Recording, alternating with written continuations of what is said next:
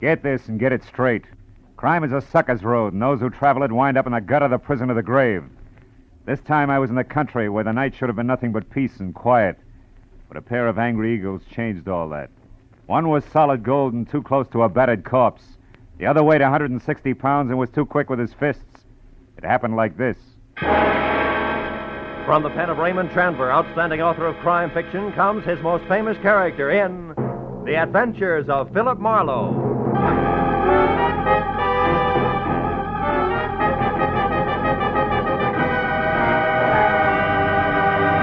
Now, with Gerald Moore, starred as Philip Marlowe, we bring you tonight's exciting story, The Angry Eagle.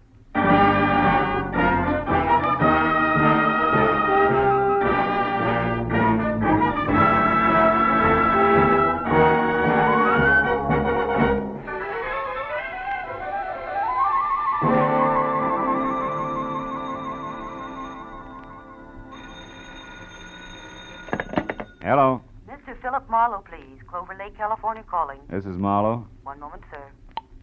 Go ahead on your call to Los Angeles, please. Hello, Marlowe. Babe Durney. Remember me, light heavy contender in 39? Oh, yeah, sure. I remember you. Good. You still have that bar in Southgate? No, I'm back in the game. Ah.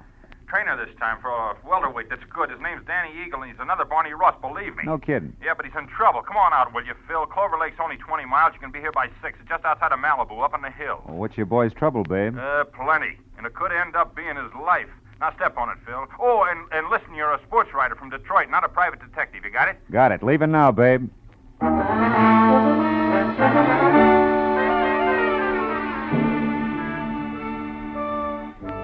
It was an hour's drive to Malibu Beach in a film colony where the convertibles outnumbered the hardtops 5-1. And another 30 minutes up into the mountains along a steep spiral of macadam which at every turn made more of the Pacific below and less of Malibu. Until finally I was at the top. To my right, there was a dirt road which a freshly painted sign said led to Clover Lake Training Camp, private. Raleigh Lance, owner. I drove on into what turned out to be a converted summer hotel marked office. A couple of buildings that had been stables and maybe 24 cabins spread out over a sloping green acre that led to a cliff's edge and the lake some 100 feet below. When I pulled in and parked in a gravel semicircle which was close to a roofed-over boxing ring where a lot of muscles in sweatpants was making a punching bag sound like a machine gun, I saw Babe Durney coming toward me in ducks and white T-shirt with an angry fighting eagle as in Danny on it. He was more bay window and less hair than last time, but still the same quick smile under a nose that spread over half his face and an extended hand that could have passed for a catcher's mitt. Hiya, Phil. Glad you didn't take any longer. Things are worse. Oh? Danny got canned an hour ago, and he's burning up. Told Lance and his wife where they both could go, and I think he's going to personally see to it that they get there. Now, wait a minute. Who's this Lance? Oh, Raleigh Lance. He runs this place, Marlowe. Yeah. Strictly the big-time, big-shot manager. His seat at the fights has to be A1. His license plate the lowest number he can get. Yeah, half-pint in French cuffs and built-up heels. He's got 10 fighters there. Danny's one. And the wife? Oh, yeah. Myra. A lot of curves, a lot of war paint, and never enough clothes on. Know what you mean. Yeah, well, also not much to keep her busy, and Lance hasn't got time to run around down in Malibu. Which means sheep's eyes at the boys, huh? Yeah, Danny Eagle included. Not that the kid ever did anything about it, mind you. Figured she was just being friendly. Come on, let's move on down by the lake like I was just showing you around. Hey, Jersey. Yeah? You can quit now. Do a mile in the shower. Okay, Pete. See you later. Anyhow, Phil, this morning, Lance and the missus had a beef when the big shot got mad, read Myra off, and called Danny and tried the same thing on him. Didn't take, huh? Nah, so the boss canned him. The kid went back to his cabin and started kicking the fixtures around. That's when I called you. He's got a lot of temper, Phil. Yeah, but what do you want me to do? Help me get him out of here before he tangles with Lance. He said he wasn't going to get off the ground till things were squared away, and he... Oh, hold it. What now? Over there near the edge of the cliff. Friend of Lance's, just weatherwax. Well, that old man? Yeah, hayseed to look at or listen to, but he owns about every piece of land around here. Uh-huh. Rich, retired, and has just learned about prize fighters. Calls them gladiators. Also, he's got a mud fence-faced daughter he's real anxious to pass off. Yeah, also he's coming this way. Well, hello there, son. Yeah, don't encourage Gab. It's his specialty. Well, Babe, my boy. What shape are you in tonight? Oh, well, not quite fighting trim, Mr. Weatherwax.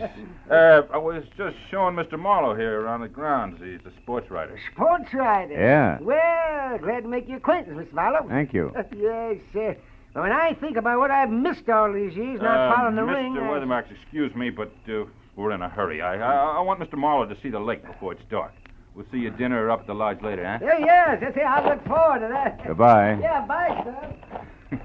The original windbag. Yeah. But, Marlowe, like I was saying, I gotta have your help. Yeah, but what can I do now? The kid's through, babe. Sure, but look, Phil, I know other managers. I also know the makings of a champ when I see him, and Danny Eagle's got the stuff. And? Okay, I like him. Ah. Phil, you gotta get next to Lance. If he thinks you're doing a feature on him, he'll be your best friend in a couple of hours. A little Napoleon. Uh-huh, and when I'm buddy-buddy, I steer him away from ordering his muscle man to play pretzel with Danny while you're trying to get him out of here, is that it? That's right. I already planted that you're coming up here, so all you gotta... Hey, look. Huh? Up at the lodge on the porch there. That's him and Myra going in the office. My cue. Mm-hmm. Okay, but first tell me one thing, babe. Does Danny know about me? No. He'd turn against me if he did. He likes to settle his stuff his own way. That's why you gotta get to Lance. In or out of the ring, it still takes two to make a fight, Phil. Yeah. All right, babe. I'll do my best. Yeah, Philip Marlowe, Detroit Daily News. Wonder if there is such a paper. No, it doesn't sound too bad. Listen, Myra, I don't want any more trouble with you. I'm fed up. Oh, You're fine. fed up. You? Well, that's funny. You drag me up here and Shut expect up. me to... And try real hard to understand this. I dropped 10 grand, 10,000 berries last night on that punk Steve Rocker. I'm not very happy. So you want a fighter who stinks. What's that got to do with me? I don't know. But if you'd let him alone, he wouldn't have looked so tired in there. Of all the cheap cracks you've ever made, that's about the... The what? Go on, say it. You never flirted. You never played up to it. You were only being friendly. Go on, spit it out, why don't you? Don't think I won't. When we're alone. Oh. Excuse me, I didn't mean to eavesdrop. I was looking for Mr. Lance. Raleigh Lance? That's me. What do you want? My name's Philip Marlowe, Detroit Daily News, Mr. Lance. Oh. Yes. Come in, Mr. Marlowe. Oh. There was a note here on my desk. Should expect you for an interview. Glad to see you. Oh, thank you. I don't believe I've, My wife, Mr. Marlowe, Mrs. Lance. How do you do? Hello. From, Detroit, you said? Yeah. How are things at the Beaver Club? That's quite a spot, I hear. Oh, yeah, quite. I used to go with a reporter there. He told me about some wild parties at their press club. Busy Beaver Nights, they used to call them. Yes, busy beaver night. Lots of fun. Mm-hmm. I'll bet. Myra, Mr. Marlowe and I'd like to talk a while, so, So I'll be running along. It was a pleasure, Mr. Marlowe. Thank you. Goodbye, Raleigh. I'll see you later. Yeah. Well, Mr. Marlowe, have a chair. A drink? Yeah, I will, thanks. It's quite a spot you have here, Mr. Lance. Make it Raleigh, fella. All right. Yeah, it's okay. But you're not up here to write about a training camp, are you? Of course, I know background counts, but, well, like this drink, the soda helps, too. But the scotch is the thing, huh? Health? Same. Yeah, you're right about that scotch. Mr. Lance? What is it, Kelly? I'm busy now. Well, it's about Danny Eagle. Did you give him his walking papers? No, Big Turney stopped me, Mr. Lance. Said he'd give Danny the word himself that he could handle him. That fat pug! Who does he think he is? Well, he said he just didn't want trouble, Mr. Lance. Besides, he said Danny was taking a walk. Yeah? Well, I'm going to give him the air, too. I've got enough enemies without some lousy trainer who's on my own payroll. Pardon me, Mr. Marlowe. I'll only be a couple of minutes. Sure. Help yourself to another drink. We'll talk later after dinner, about 8. Oh, and, here, catch. Yeah. Best cigar made. Let's go, Kelly. Uh-huh. Best cigars. Seats marked A1. Yeah.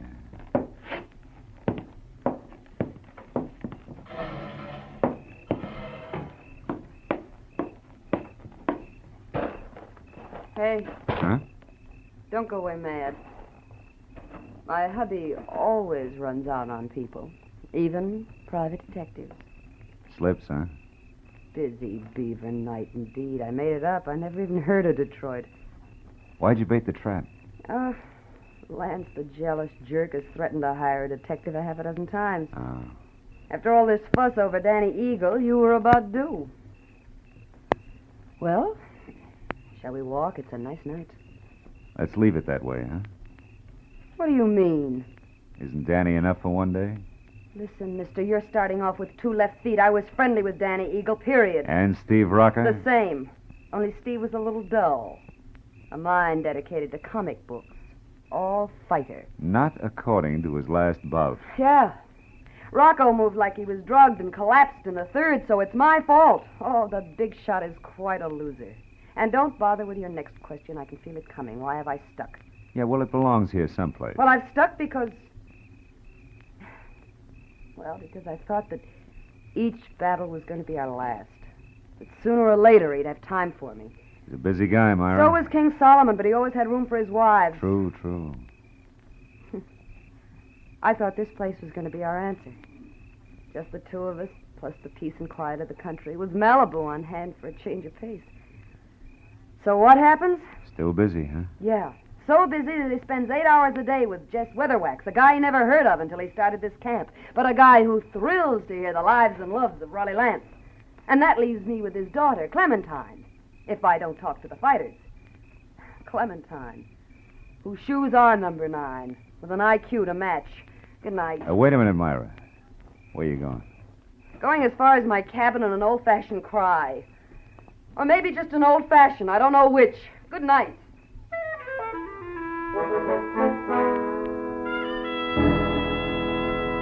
When Myra pivoted on a spiked heel and stomped off into the dark, I knew that I had to move fast because when next she and hubby met, the fact that I was a private detective was going to become public domain. And from there on out, I'd be of little use to Babe Durney, and if Lance's muscle playmates caught up to me, of no use to anybody.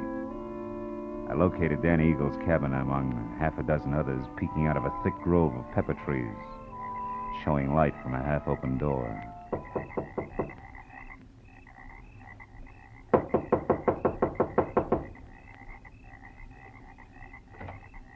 Hey, anybody home?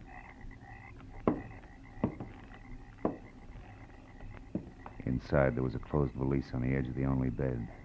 And on the dresser, some money, a package of lemon lifesavers, and a tie clasp. A gold one with a gold angry eagle on it that said Danny was still around. Then he got to talk for himself. I think you're in the wrong cabin, mister.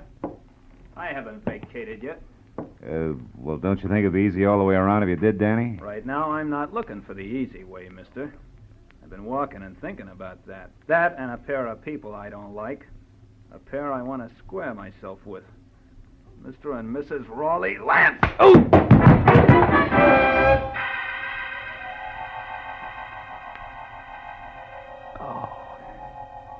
It was purely a case of mistaken identity. But it served as a reminder that it still took 2 to make a fight. And that the only chance I had left was to get next to Raleigh Lance and keep him away from Danny Eagle. I spent a half hour going from the lodge to Lance's empty cabin to the dining room and every other place where I thought he might be. But finally, I remembered Jess Weatherwax, the one-man fan club whom I located back up at the office. Oh, hello there, son. He was peeling off his coat and getting ready for canasta with something uncombed and built like a length of pipe. Who had to be daughter Clementine. What can I do for you, son? Mr. Weatherwax, have you seen Lance? Why, no, Mr. Marlowe. We just came in. You deal, dearest. Yes, is it important? Very. Daddy. Oh, excuse me, child. Mr. Marlowe, my daughter, Clementine. How do you do? Very fine, thank you. Mr. Marlowe, Daddy told... Hey, Marlowe, is that you in there? Oh, it's Babe Durney. Yeah, excuse me.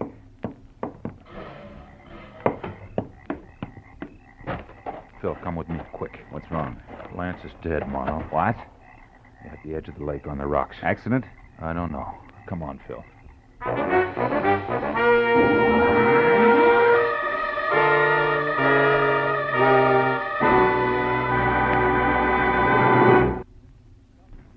In just a moment, the second act of Philip Marlowe. Now with our star, Gerald Moore, the second act of Philip Marlowe, and tonight's story, The Angry Eagle.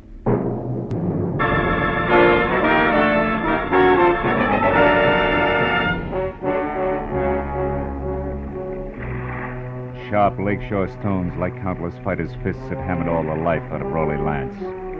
And as we stared down at him, the circle of light from the electric lantern in Babe Durney's hand began to dance over the corpse. I took the lantern, turned him away from the twisted body at his feet, and sent him back up the path to camp. Find a phone and quietly call the police. After that, I took another quick look at all that was left of the little big shot. I went up the path myself and got as far as the jagged hole in the rail where Lance had gone through. I had just enough time to see a few things before I was met by Myra. Just like she'd been before, except for a handful of nervous fingers that just couldn't leave her neckline alone. I saw Babe. He told me about Raleigh. Is it true? Yeah, it's true, all right. Your husband's dead. Babe just left, so you must have been on your way here when you ran into him. How come? I had a date to meet my husband. For a chat. Why here? He didn't strike me as being the romantic type. He wasn't. Neither was he the type to talk where he could be overheard. Especially when he was cornered. What do you mean? I put Raleigh's back against the wall tonight. I finally got hold of a way to make that inflated ego turn loose, his favorite trinket. Meaning you? Yes. Marlowe, about an hour ago, I found out that Raleigh was crooked. Fixed fights? Yeah. When I left you, I went to our cabin for a drink. But the liquor was all gone. Lance kept spare bottles in the back of his closet, so I went to look. Found what? A briefcase. It wasn't Raleigh's, so I opened it. There was $35,000 in it. And a note congratulating him on his coaching of Steve Rocker. Rocker was drugged in that last fight, Marlowe. Raleigh sold him out, and I can prove it. Oh. That's what you two were going to hash out over here, huh? The price of your silence, which was divorce. And no strings. He told me he wanted to think, then he was going to give me his answer, but now... That's all unnecessary. You're so right. Myra, come here. I want to show you something. See? Here on the ground? What do you... No, I don't see anything. Somebody put up quite an argument right here before Lance went through the railing. Oh, yeah. Yes. And here's something else. Oh, what's that, Marlowe? It's a gold tie clasp, baby, with an eagle on it. Danny? Yeah, Danny Eagle. This changes things plenty, huh? Danny? I can't believe Danny would murder Raleigh. Well, you better start believing it and get back to your cabin and stay there with the doors and windows locked. You think he might go for me You next? were half the beef. Now that he's gone this far, chances are good he's got something nice thought up for you, too. Unless I'm making the king-size mistake and you and Danny turn out to be a team. Are you crazy? It could figure both ways, baby. So I'll keep it in mind until I get something more to do with it. Meanwhile, like I said, take care of yourself. I dropped the tie clasp into my pocket and then started looking for its owner, who could be number one candidate for a noose. I decided to try Danny's cabin first, but when I got there, it was dark, with everything just as I'd left it. Until I'd turned to go. Someone was framed in the doorway. It was the gentleman farmer and novice fight fan, Jess Weatherwax. You're looking for something special, are you, Mr. Marlowe? Yeah, as a matter of fact, I am. I figured you would be, what with being a reporter, because I know there's been some kind of a ruckus here tonight. How did you know there was trouble here? Well, I happened to be passing by a certain phone a few minutes ago, and I heard that trainer, Babe Durney, calling the police. Oh. Okay, as long as you know that much, you may as well know the rest. Somebody shoved the boss of this place out through a railing into 100 feet of thin air. He's dead. Well, Lance murdered? By one of his own men? Oh, no, I don't believe it. He's a good manager. His boys loved him, every one of them. You should be so loved, especially by a guy like Danny. Danny Eagle? None other. And that's only half of it. Your good manager, Mr. Lance, was a fight fixer. One who'd even drug his own stable to be sure to lose. He was as crooked as a hyena's back leg. He prearranged boxing fights? That's putting it mildly. His own wife, Myra, pinned that on him just tonight. She didn't go into detail. She didn't have to. She had enough proof to make it stick because she was getting a divorce on the strength of it. Oh, I find it mighty hard to believe all this, Mr. Marlowe. And here's something else. I'm not a reporter. I'm a private detective. You're a private detective? Yeah, called in by Babe Durney because he was worried. Now I am. Anyway, here's what I'm getting at. If you're really sincere about liking your violence according to Marquis of Queensberry rules, you can do me a big favor. What can I do? Keep an eye on Myra Lance for me. Uh-huh, yes. I left her in the cottage. Dan Eagle may be only half finished with what he started. I'll do my best. You can count on that, sir. Okay, I'm going up to the office at the lodge now and find out if anyone saw Danny leave the grounds. I'll see you.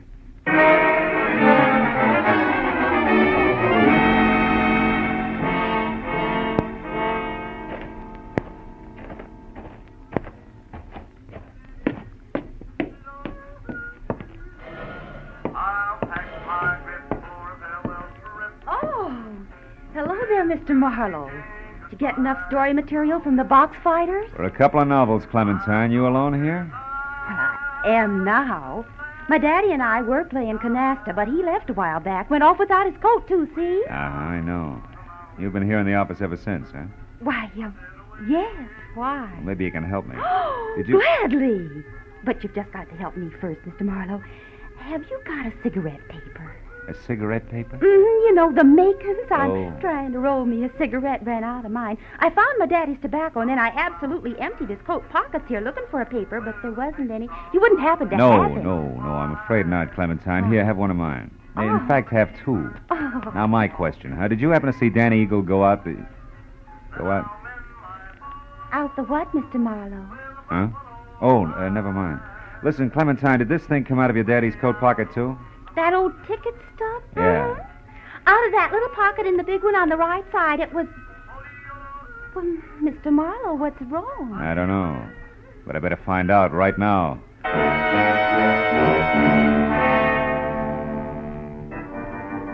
As I ran out of the office and past the empty rope ring toward where the cabin stood, I was full of the conviction that Clover Lake Training Camp was due for a second corpse any minute. Only this time I knew that some fast adjectives I myself had tossed off and not a hot-headed fighter were playing cause and effect.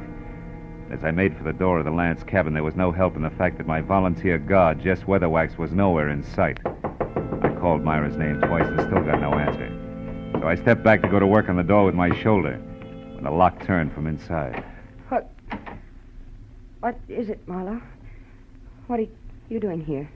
At the moment, Myra, baby, I'm counting lucky stars, the kind that kept you hale and hearty in spite of me and my big mouth. I'm afraid I don't know what you mean. I mean, I almost spilled all, including the clincher, which was where you could be located. All this, mind you, to the guy who no doubt was in it with Lance right up to his Adam's apple. The fact that you're still breathing means that he must have given up and beat it because as a topper I sent him here to guard you.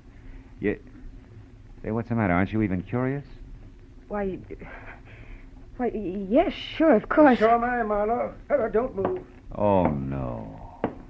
You have a talent for stupid audacity, young man. Myra's still breathing because up to the point where you knocked on this door, she still didn't realize my connection.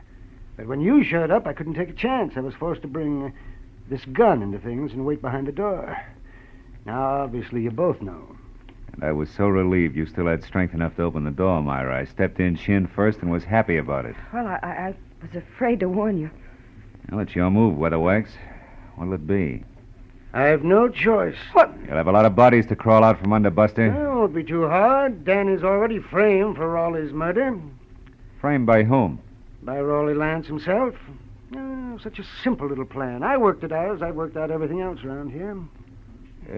Just for the record, how was it supposed to go? Once Myra knew about Raleigh, she became dangerous to me. She had to be killed. So I told him how to set up the whole thing. You know, you're really enjoying yourself, aren't you? Frankly, no. Or I just don't intend to take the rap for my late partner's stupid clumsiness. Oh, but this has gone far enough. Oh, no, it ain't. Dave, look out, he's got a gun! Duck, Myra! Yeah, boy, Bill. He lost his gun. And I still got a good right hand. My boy ain't gonna be framed for nothing. Dave, stop it. I'm gonna fix this guy good. Lay off, Dave, will you? Lay off! Lay off, I tell you!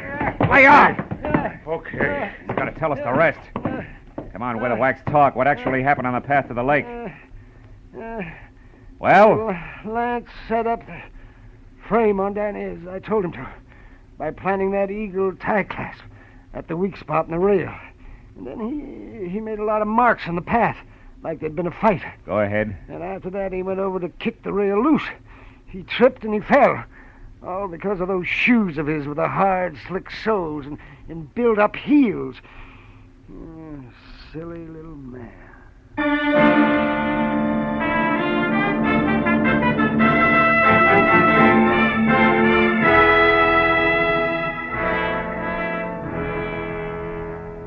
Well, it wasn't long until the boys from the sheriff's office arrived with a good doctor, a lot of open notebooks, and an endless supply of questions. But finally, all the pieces were fitted together. The very surprised Danny Eagle, who had done a lot of thinking, was back from a second long walk.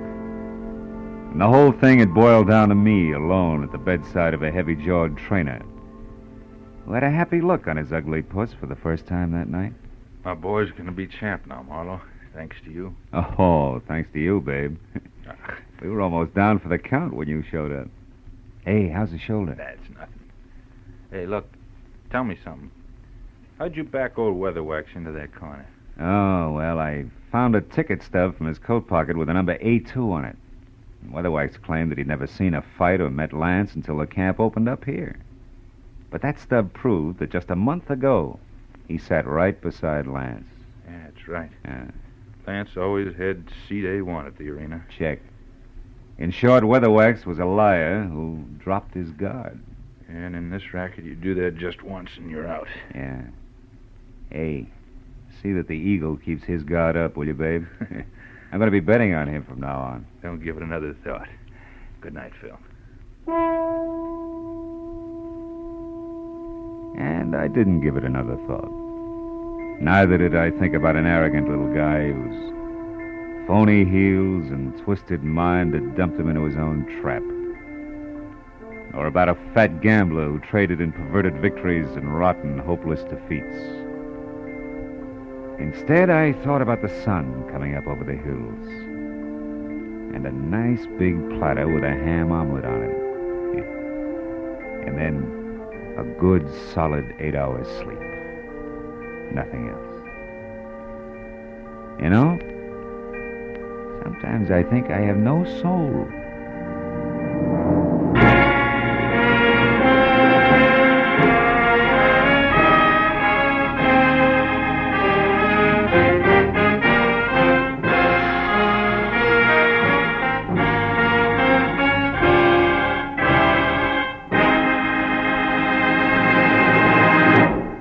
The Adventures of Philip Marlowe, bringing you Raymond Chandler's most famous character, star Gerald Moore, are produced and directed by Norman MacDonald and are written for radio by Robert Mitchell and Gene Levitt.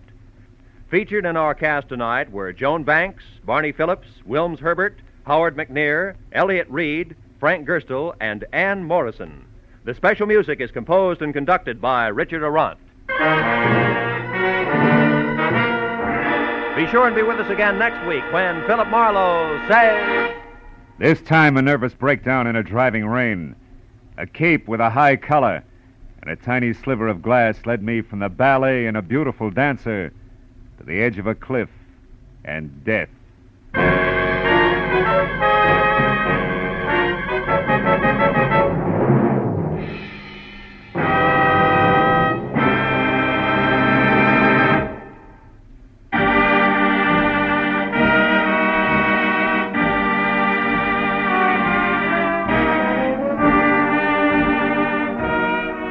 This is CBS, the Columbia Broadcasting System.